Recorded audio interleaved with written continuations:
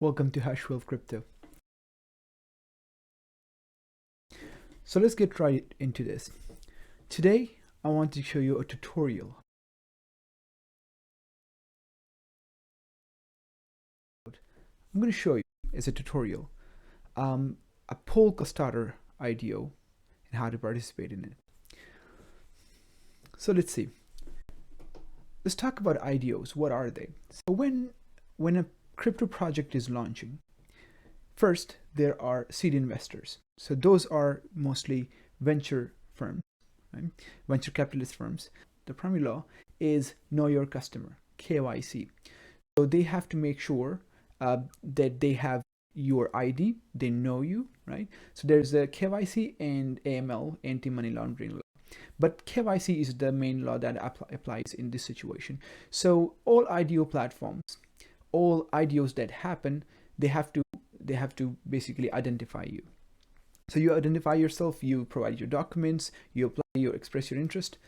The next problem is that there is so many people interested in an IDO because historically these IDOs have been doing really well. Almost all of them have done 2x, 5x, 10x, more than 100x even in some rare cases. So that means that the upside is really high, and that attracts a lot of participants to the IDOs. So in order to deal with that, these IDO platforms would actually conduct a lottery system where a lot of people would apply. Let's say 100,000 people could apply, and they choose, let's say, 500 out of them or 1,000 out of them. So the chances are pretty limited of people to actually get into an IDO, right? So let's look at some of the IDO platforms. So here I am in CoinGecko, and you can see here, I see Radium as listed as a top IDO platform. So I'm looking at launchpads in particular in this case. But the thing is, Radium isn't actually a launchpad as far as I could tell. It's a DeFi protocol on Solana. But the tagging of projects on CoinGecko can be a bit off sometimes. So I'm going to ignore that one. We go to Polkastarter. That is in fact the highest market cap, $236 million market cap IDO platform. Then we have Swap, Bounce, DAO Maker, Paid Network, CardStarter, BSCPad. BSCPad is interesting because that's the one that I know that gives you guaranteed allocation for all tiers, right? Although the allocation is really small. About these IDOs, the thing is that they are very time sensitive. They are always oversubscribed. So let's say they can accommodate 500 people. They would usually oversubscribe it by whitelisting, let's say 560 people, 580 people. So what happens now? There are 580 people that want to participate in the IDO. However, there are just 500 spots to be filled. So what happens? Now there's a first come, first serve FCFS going on there. Right? So you got to be really fast, not waste even a second. And if it's launching on Ethereum network, which is most of the time the case, then you got to pay higher fee in order to make sure that your transaction actually goes through. It has happened to a lot of people that they would pay the average fee or the low fee, and it just doesn't end up happening because everybody else is paying higher fee, right? So it becomes a first come first serve race of sorts. So I'm going to show you an IDO that I recently participated in. It was the Unore IDO, and I just recorded when I was actually participating in it. So I just want to show you how the process went and what was my thought process. So once you are in the correct pool, okay, so all of these different companies, crypto projects, I mean, would have different pools. So this is the Unore Polls pool. Okay, polls means that I actually hold tokens for this particular IDO platforms, and that's why I'm eligible for it, and I have won lottery for the whitelisting.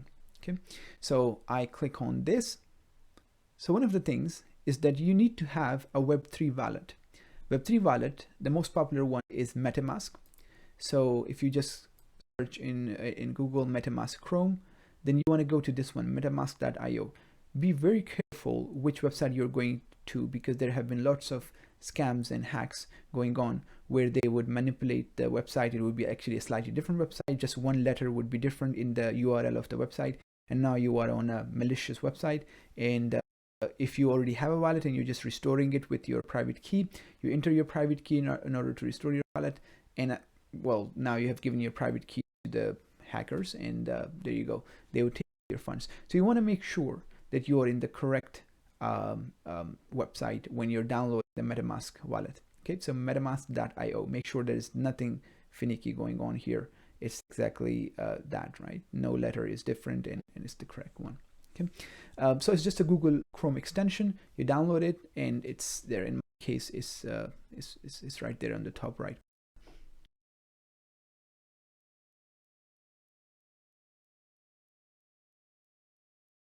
So I'm on the Honore polls pool on Polkastarter. I'm also checking my gas. It's a good idea to keep track of what is the current gas fee in Gwei. It's important because that will help you decide. Now, 0. I click refresh. Refreshing the page is taking a while. And this is the time when you feel a lot of anxiety just because it's very time sensitive. Try to click on join pool, but the button is not active yet. I wait, and it's not coming active. So I'm waiting for stuff on the right to load. It loaded, and still the join pool is not active. So I refresh again. So you might have to do that a few times. I am trying again, waiting for it. There you go. It's active now. I click on join pool. My internet connection is a bit slow, probably because I was recording and it was slowing down my computer. But anyway, I click max, and then I click continue. This is the terms and conditions. Sorry, I do that. Now I click max. Okay. So again, it's getting stuck a little bit, but I click on max, and there you go. It got accepted. Join pool next. Again, it's taking a while for the button to become active, so it's not clickable yet. There you go. I clicked it, and now my MetaMask opens up. And based on what I saw the gas was, I decided to go with 222 as the Gwei fee, Ethereum gas fee, because I didn't want to take any chances. And I mean, I could have done it with a lot less, but I just didn't want to take any chances. And the fee in general for Ethereum was relatively low at that time, so went ahead with it. It's taking a while. It took quite a while, so I'm cutting the footage down here so that you don't have to see me waiting, but it took almost like a minute or so. And still waiting, and I thought, you know what, let me speed it up because I don't want to lose it. So I click on MetaMask, went to activity, thinking of speeding the transaction up by paying more gas fee. And that's what I'm trying to do right now. Went to activity, and just when I'm thinking of clicking on speed up the transaction, right now, there you go. The transaction confirms, it goes through, and now I have the Honore that I wanted, and it's a successful IDO participation.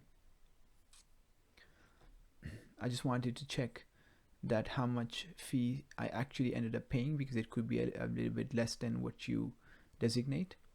So first I wanted to go to allocations and see how much I got, and I got 2,083 in some tokens of Honore. So I confirmed that I got my allocation.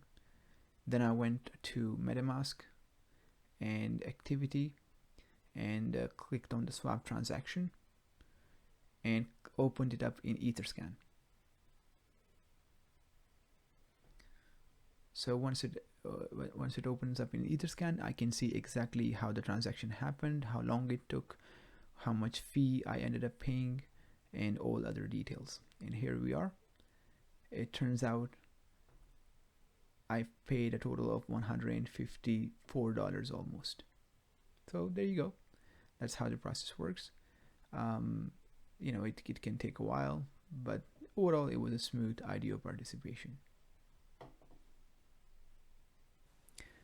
That was it for today. I hope you liked this. If you would like to see more tutorials on any topic, whether it's Binance Smart Chain, participating or buying or selling tokens on PancakeSwap or anything of the sorts, please comment down there, and I will be sure to make a tutorial. I hope you liked this. See you next time.